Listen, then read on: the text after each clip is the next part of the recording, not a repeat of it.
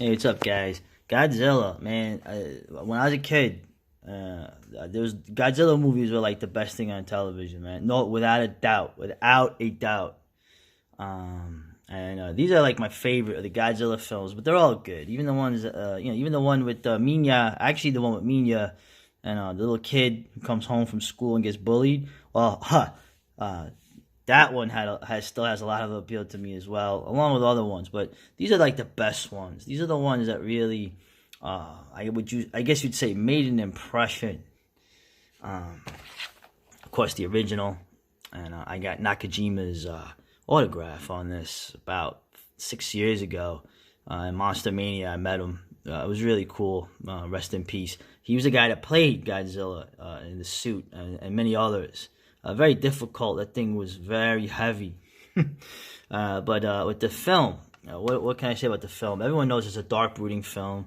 Of course, it's informed by the atomic bombing of Japan. Godzilla is in the original Japanese version of this, Gojira. It is straight up said that he is the product of, the atomic bomb. And it's also mentioned in Godzilla too. It's very interesting. The English Godzilla, right, King of the Monsters, is actually really good adaptation. But what else can I add to this? Well, I'll show a little scene here. Let's see. Son.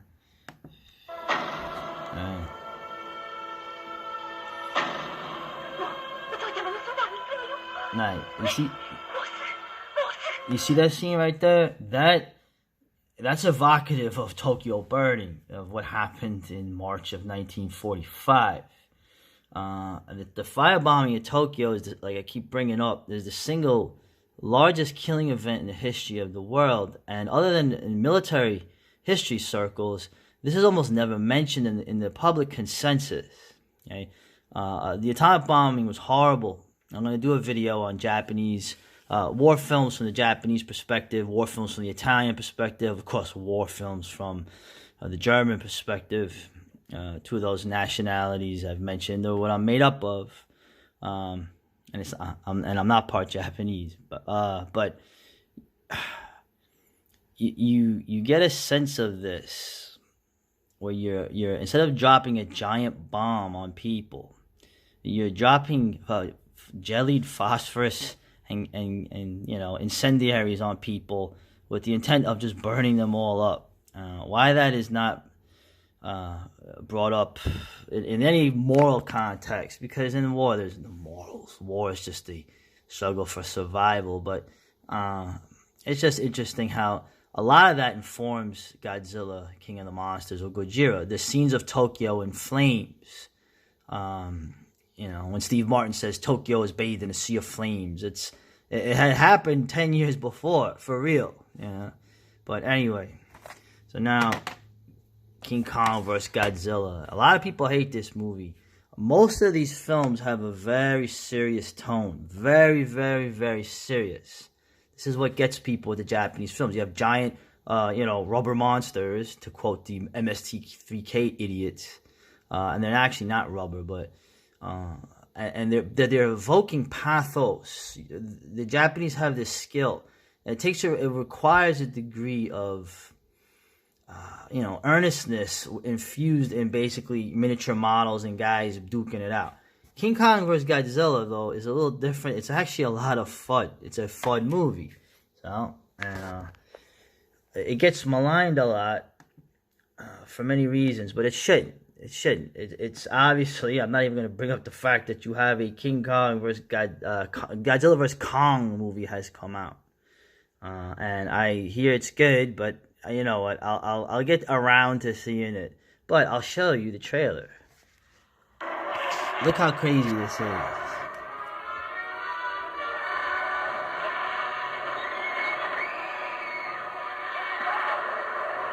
Yeah.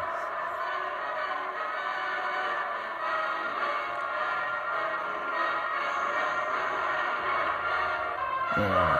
Everyone says King Kong, he looks idiotic in this. Yeah, what do you want, dude? Yeah.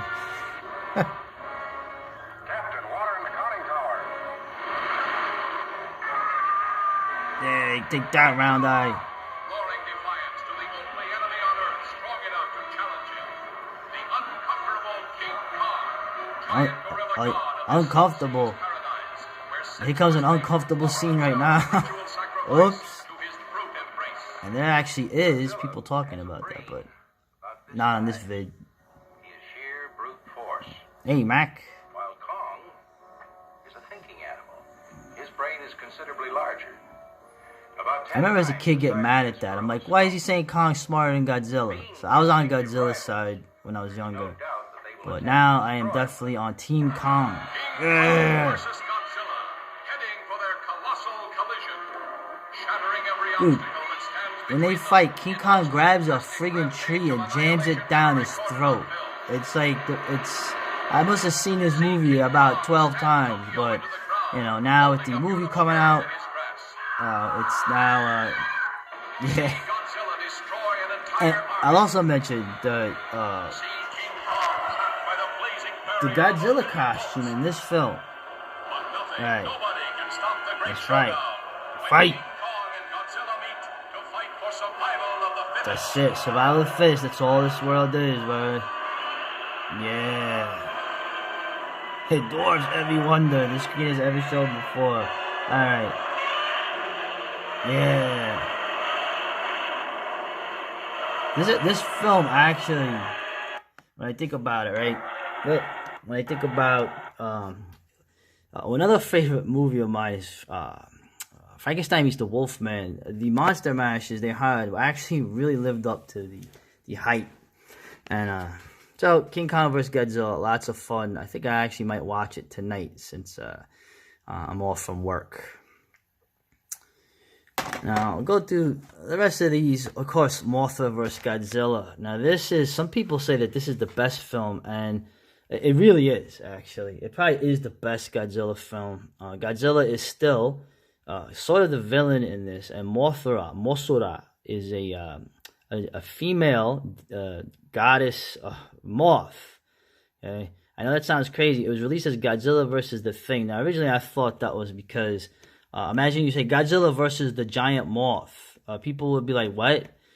But really, it has to do with the fact that the original film Mothra, which is where Mothra was introduced, was owned, I think, by one of those other, companies, American distributors, AIP or something. So they couldn't call it Godzilla versus Mothra. They had to call it Godzilla versus the Thing because there's some stupid copyright. But what do you expect? But the thing about Godzilla versus Mothra, it's a very epic. The music is great. It's very Wagnerian. It really is. The idea of death, birth, and renewal comes through with it. Now, I'm not trying to make something super heavy on it, but of course, as you know, Mothra is the deity of the island that has been used for atomic testing. And you have these two little fairy, I don't know how else to call them, girls, and they sing songs to Mothra, and they try to convince Mothra to help the humans, the ungrateful humans, by the way. If I was Mothra, I would have let Godzilla do whatever he wants, but that's not how the movie went. And I just want to play something here, okay? This is some of the music right here. Now, this always, as a little boy, when I first heard this to now, the weight of my ears adds a little things to it. This is some of the most beautiful and sad music that I've ever heard.